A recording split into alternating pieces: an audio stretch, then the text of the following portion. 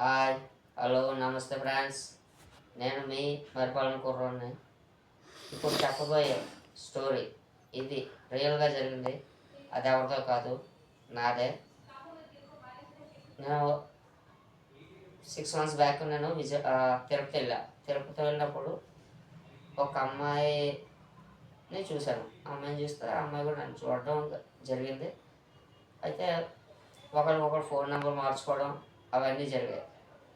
6 months నుంచి ఇద్దరు మంచి ఫ్రెండ్స్గా ఉన్నాం. కానీ దాని తర్వాత మళ్ళీ అనుకోకుండా మ్యారేజ్ వరకు వెళ్ళాం. తనది వచ్చేసి ఏ ఊరు అంటే రేణిగుంట దగ్గర ఉంటుంది, అది విశాఖపట్నం. కానీ ఇప్పటికీ నేను తనతో చాటింగ్ అయినా లేదా ఫోన్ కాల్స్ అయినా చేస్తుంటాం. తనంటే నాకు ఎంత ఇష్టం అనేది నేను చెప్పలేను, అంత ఇష్టం నాకు. తనకి నేనంటే ఇష్టమే, కాదనట్లా. కానీ తాను వచ్చేసి చిన్నపిల్లల ప్రతిదానికి అలుగుతుంది. అందుకే నాకు ఇష్టమే. కానీ కొన్ని రోజుల నుంచి నేను కూడా వర్క్ ప్రెషర్ వల్ల అమ్మాయిని ఎడట్ చేయడం జరుగుతుంది. కానీ ఎడట్ చేసిన ప్రతిసారి నాకు చాలా బాధ అనిపిస్తుంది. దానికి విషయం ఎలా చెప్పాలో తెలియట్లా. కానీ మన రీసెంట్గా మళ్ళీ ఒక 10 days బ్యాక్ వచ్చేసి ఏమైందంటే చిన్న ఇష్యూ అయి జరిగింది. 1 month బ్యాక్ వాళ్ళ ఇంట్లో ఇలాగా ఫోన్లు ఎందుకు వస్తున్నాయి నీకు ఎక్కువ, ఎవరితో మాట్లాడుతున్నాను వాళ్ళ ఇంట్లో వాళ్ళు కూడా తనని కొట్టడం జరిగింది. సో ఆ తర్వాత నాకు కాల్ చేసి చెప్పింది, ఇలాగా జరిగింది ఇంట్లోనే, అందుకే నీకు కాల్ చేయలేకపోయాను. నాన్న నువ్వు వచ్చేస్తావా చెప్పు, నేను మ్యారేజ్ చేసుకుంటాను అని చెప్పేసి నేను కూడా అన్నాను. నీకంటే ఒక మంచి ఫ్యామిలీని అయితే నేను ఇవ్వగలను, ఇది మాత్రం ఒక్కను ఇస్తానంటే ఇంకా హ్యాపీ నాకు. అసలు తనతో ఆ మొక్క కూడా జరగడం చెప్పడం అన్నీ అయ్యాయి. తను కూడా స్టార్టింగ్ ఏప్రిల్ అనుకున్నాం మ్యారేజ్, కానీ ఇప్పుడు వచ్చేసి మే వరకు పెట్టుకున్నాం ప్లానింగ్. ఎందుకంటే తనకు కొన్ని ఇష్యూస్ ఉన్నమాట, అవి తీరాలంటే నేను కంపల్సరీగా ఆ ఇష్యూస్ని తీర్చాలి.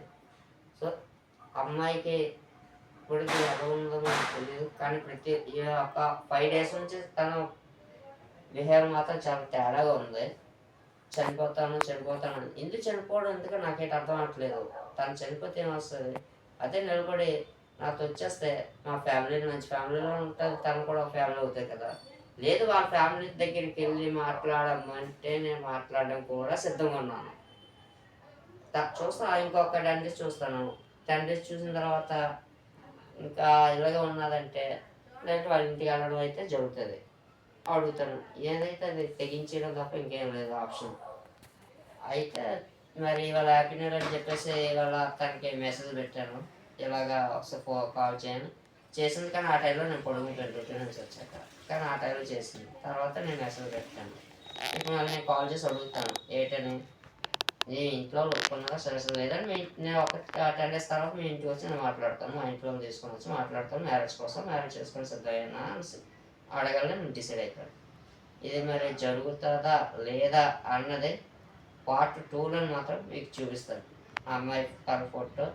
నెక్స్ట్ అమ్మాయి పేరు కావ్య, నా పేరు సంతోష్, నాది వైపాలెం. ఈ వీడియో కానీ ఒకవేళ మీకు నచ్చినట్లయితే షేర్ చేసి లైక్ చేసి సబ్స్క్రైబ్ చేయండి. part 2 మిస్ అవ్వకండి. part 2 చాలా ఇంపార్టెంట్గా ఉంటుంది స్టోరీ.